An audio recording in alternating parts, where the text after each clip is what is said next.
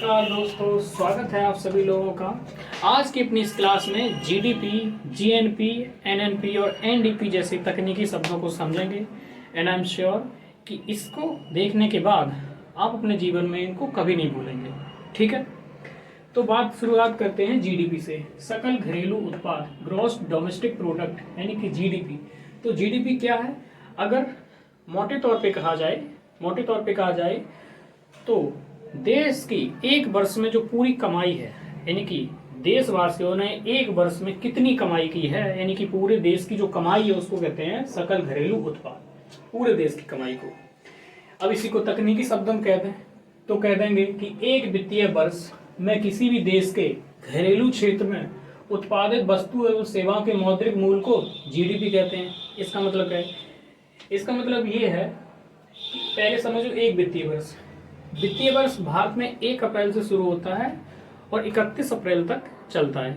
1 अप्रैल से लेकर 31 अप्रैल के बीच में हमारा वित्तीय वर्ष होता है। तो एक वित्तीय वर्ष में किसी भी देश के घरेलू क्षेत्र की बात हो रही है, उसकी जो सीमाएं होती हैं, घरेलू क्षेत्र के भीतर उत्पादित वस्तु और सेवा, दोनों चीजों का उत्पादन होगा, गुड्स का भी साथ ही साथ सर्विस का भी उत्पादन होगा, और उनका जो मौद्रिक मूल्य होगा, जो रुपयों में कीमत होगी, उनको क्या कहेंगे? जीडीपी कहेंगे, ग्रॉस डोमेस्टिक प्रोडक्ट कहेंगे। ठीक है, यानी कि एक वित्तीय वर्ष के भीतर किसी भी देश की घरेलू सीमाओं के अंतर्गत उत्पादित वस्तु एवं सेवाओं के मौद्रिक मूल्य को उस देश की जीडीपी कहते हैं। भारत के संदर्भ में 1 अप्रैल से 31 मार्च तक। ठीक, अब जीडीपी की बात की जाए, यह है जीडीपी। क्या है? देश की कुल कमाई। जीडीपी फैक्टर कॉस्ट पे मतलब का है कि इसमें अभी तक टैक्स, जो इनडायरेक्ट टैक्स होता है वो शामिल नहीं है, टैक्स नहीं है।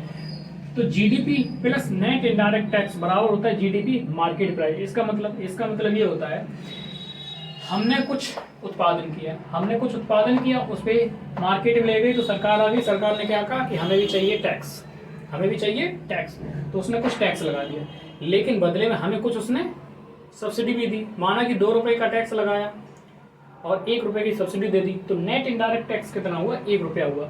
तो फाइनली जो बाजार में वस्तु जाएगी उसकी कीमत कितनी होगी? उसे कहेंगे जीडीपी मार्केट प्राइस। ठीक है, तो ये जीडीपी फैक्टर कॉस्ट, इसमें टैक्स शामिल नहीं है, और जब नेट इनडायरेक्ट टैक्स शामिल कर देंगे जीडीपी मार्केट प्राइस हो जाएगा। ठीक है, अब इसमें हमने जोड़ दिया, ऐड कर दिया हमने net factor income from abroad, net factor income from abroad. इसका मतलब ये होता है कि हमारे देश के बहुत ज़्यादा लोग विदेशों में काम करते हैं। कुवैत है, सऊदी अरब है, मिडिल ईस्ट के देश हैं, सेंट्रल एशिया के देश है, दक्षिण पूर्वी एशिया, अमेरिका है, यूरोप है, बहुत सारे देशों में एनआरआई जो काम करते हैं, तो वो अपनी कमाई का एक बहुत बड़ा भाग इंडिया में भेजते हैं। तो जो इंडिया में भेजते हैं उसको कहते हैं net factor income from abroad, यानी बाहर से। ठीक है, तो जब ये जोड़ देते हैं तो ये बन जाती है आपकी जीएनपी। क्यों? अभी डोमेस्टिक प्रोडक्शन हो रहा था, जो भी जीडीपी है ना उसमें डोमेस्टिक है, लेकिन अब क्या हुआ, जो हमारे देश के लोग बाहर भी हैं उनकी भी आय भी जुड़ जाएगी, तो क्या हो जाएगी? अभी नेशनल हो जाएगी। अभी ये डोमेस्टिक थी, लेकिन अब हमारे सभी लोग जुड़ गए जो हमारे बाहर भी काम कर रहे हैं, तो अब क्या हो गया? नेशनल हो गई। तो इसे कहेंगे जीएनपी, ग्रॉस नेशनल प्रोडक्ट। ये फैक्टर कॉस्ट पे है, इसमें जब ये नेट इनडायरेक्ट टैक्स जोड़ेगा तो जीएनपी मार्केट प्राइस हो जाएगी। ठीक है, अब क्या हुआ? जीएनपी बन गई। अब जीएनपी में से हमने लेस कर दिया डेप्रिसिएशन, घटा दिया, इसे कहते हैं घर्षण भी कह दो या घिसाव भी कह दो। इसका मतलब ये है कि माना कि हमने एक रोड बनाई है और रोड की जो समय था 5 वर्ष के लिए था, लेकिन 1 वर्ष के ही बाद रोड टूट गई, तो हमें कितना लॉस हुआ? हमें हुआ 80% का लॉस। तो 80% का जो लॉस भी हुआ है वो भी हम जीएनपी में से घटा देंगे, यानी कि अर्थव्यवस्था जो उत्पादन कर रही है उस दौरान अर्थव्यवस्था में जो चीजें उत्पादन कर रही हैं उनमें भी कुछ घाटा होता है, उनमें कुछ हिरास होता है, तो उनको घटा देते हैं ताकि शुद्धता की ओर हम बढ़ सकें। तो जीएनपी लेस कर दिया डेप्रिसिएशन। अब क्या हुआ? ये जी थी, ग्रॉस यानी सकल, यानी कि पूरी, ऑल ओवर। अब हमने सकल में से, ग्रॉस में से घटा दिया डेप्रिसिएशन, तो क्या होगी? अभी नेट हो गई, नेट यानी कि शुद्ध रूप से, यानी कि इतनी नेट हमारे पास है, नेट नेशनल प्रोडक्ट कहाँ? फैक्टर कॉस्ट पे, ये मार्केट प्राइस पे। ठीक है, जैसे कि आपकी कमाई 10 रुपए है, तो आपकी ये क्या है, सकल कमाई। लेकिन एक रुपया सरकार ने टैक्स के रूप में ले लिया, 1 रुपया और कहीं खर्च हो गया, तो फाइनली आपकी, हम आपसे पूछेंगे आपकी कमाई कितनी है, तो आप कहेंगे 8 रुपये। तो ये क्या है, 8 रुपये जो है आपकी नेट इनकम है, और जो 10 रुपये है आपकी सकल आय है या ग्रॉस इनकम है। ओके, ठीक है। इसी प्रकार दूसरे तरह से देख लेते हैं, GDP factor cost, net indirect tax जोड़ दिए तो जीडीपी मार्केट प्राइस हो जाएगी। ठीक है, हमने पहले डेप्रिसिएशन घटा दिया, यहाँ पे क्या किया था, नेट पहले ये जोड़ा था फिर घटाया था, हमने लेस कर दिया डेप्रिसिएशन, तो जीडीपी है। ठीक है, लेस कर दिया, तो अब क्या बचेगा, एनडीपी। ग्रॉस थी ना, डेप्रिसिएशन हटा दिया हमने, तो ग्रॉस से क्या हो गया, नेट में बदल गया, नेट, तो ये एनडीपी हो गई। अब एनडीपी हमने ऐड कर दिया, net factor income from abroad. अब ये डी है, ये किस में एन बदल है, क्यों, ये डोमेस्टिक है, लेकिन अब बाहर जो हमारे लोग काम कर रहे हैं अमेरिका वगैरह में, उनकी भी आय जुड़ गई, तो अब क्या होगी, एनएनपी, नेशनल होगी, net national product at factor cost, ये है मार्केट प्राइस पे। ठीक है, तो आपने ये सारा कंसेप्ट समझा होगा। ठीक है, अब जो नेट नेशनल प्रोडक्ट, ठीक है, इसी को कहते हैं राष्ट्रीय आय, इसी को कहते हैं राष्ट्रीय आय। यही होती है पूरे देश की कमाई, इनकी पूरे राष्ट्र की कमाई, पूरे भारतवर्ष की कमाई। ठीक है, और अब हम कहें कि पूरे भारतवर्ष की कमाई इतनी है, और भारतवर्ष में अगर एक व्यक्ति की कमाई निकालनी हो तो कैसे निकलेगी, तो सिंपल सा फॉर्मूला है, जितनी हमने कमाई की है, पूरी देश में मिलकर जितनी कमाई की है, उसमें भाग दे दो जितनी हमारी जनसंख्या है, जितने लोगों ने कमाई की है, तो राष्ट्रीय आय बटे जनसंख्या, तो इससे क्या निकलेगा, प्रति व्यक्ति आय, पर कैपिटा इनकम या प्रति व्यक्ति आय निकल आएगी।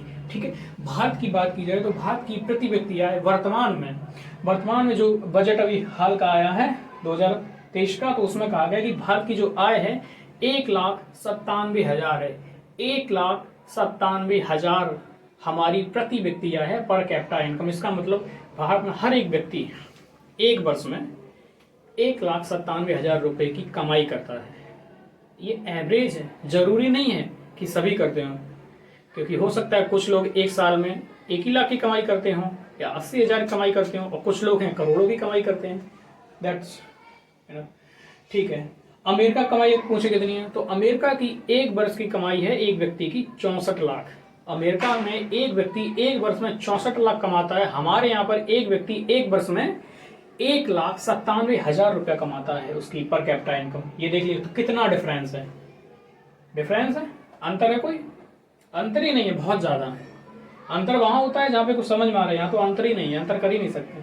ठीक है, अब यहाँ पे एक चीज जीएनपी जीडीपी देख लो, एक चीज ये देख लो, जीएनपी जीडीपी, जीएनपी हमेशा ज्यादा होगी जीडीपी, लेकिन ये हर एक अर्थव्यवस्था के संदर्भ में नहीं सही है, ये सिर्फ हमारी भारतीय अर्थव्यवस्था के संदर्भ में सही है। क्यों, क्योंकि जीडीपी ये है, ठीक है, इसमें हमने क्या जोड़ दिया, net factor income from abroad, यानी कि हमारे वो लोग जो बाहर विदेशों में काम कर रहे हैं, जो कमाई भेज रहे हैं, उसको रेमिटेंस, ठीक है, उसको जब जोड़ देंगे तो ये बनेगी जीएनपी। क्या बनेगी, जीएनपी, यानी कि नेशनल हो जाएगी, डोमेस्टिक से नेशनल हो जाएगी। ओके, ठीक है।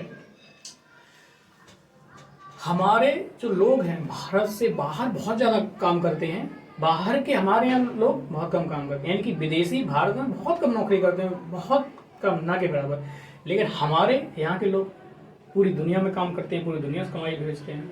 और 2022 का डेटा है कि हमारे यहाँ जो रेमिटेंसेस, जो प्रेशर आया है, जो विदेशी मुद्रा भंडार में जो डॉलर आया है, वो आया है 1 से 6 लाख करोड़। ठीक है, हाँ, तो इसका मतलब हमारे यहाँ से जो आय बाहर जाती है विदेशी लेकर, वो बहुत कम ले जाते हैं, बाहर से ज्यादा आती है, क्योंकि हमारे ज्यादा लोग बाहर काम कर रहे हैं। तो इसका मतलब जीडीपी से जीएनपी बड़ी हो गई। ठीक है, तो जीएनपी बड़ी है जीडीपी से। अब ये देख लो, भारत की अर्थव्यवस्था दुनिया में 5वें स्थान पे है, भारत की अर्थव्यवस्था दुनिया में 5वें स्थान पे है। पहले स्थान पर अमेरिका की अर्थव्यवस्था है, क्योंकि अमेरिका बहुत ज्यादा उत्पादन करता है, बहुत ज्यादा प्रोडक्शन करता है, इसके लिए उसकी अर्थव्यवस्था सबसे टॉप पे है। दूसरे पे आपको पता है चाइना बहुत ज्यादा उत्पादन करता है, तो दूसरे नंबर पे चाइना की अर्थव्यवस्था है। तीसरे नंबर पे आपका जापान है।